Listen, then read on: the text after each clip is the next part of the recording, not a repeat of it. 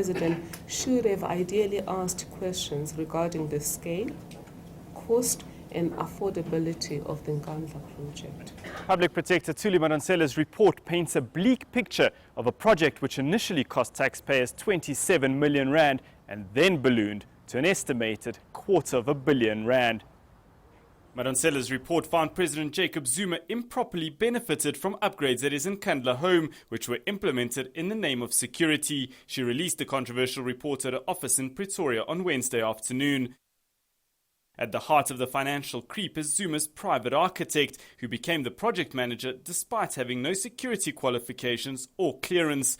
I therefore find that Mr. Makhanya's assumption of multiple and conflicting roles as principal agent, the president's architect and procurer of some of the subcontractors, which placed him in a position where the advice he gave was tainted by conflict of interest and not in the public interest. The report also finds there were no open tenders and a dismal failure by government to control service providers. We're talking about 215 million of the whole project. If you isolate from that project everything that was in the security evaluation reports, you'll find that the bulk of the money was spent on things that were not on the list, or the list had recommended something smaller or modest. The report further states that extra features added to the property, such as a swimming pool, should never have been built.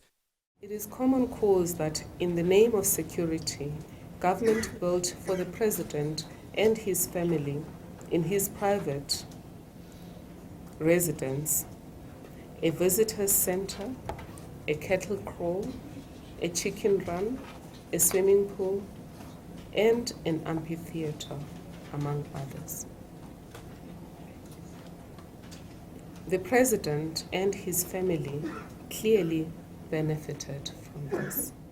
Madonsela has found that Zuma violated an ethics code by failing to protect public money. At the end of the day, Thuli Madonsela wants Jacob Zuma to account to Parliament within about 2 weeks. She also wants him to discipline some of his ministers and, of course, to pay back some of the money that has been spent on Nkandla. Alex Elisif, Eyewitness News, Pretoria.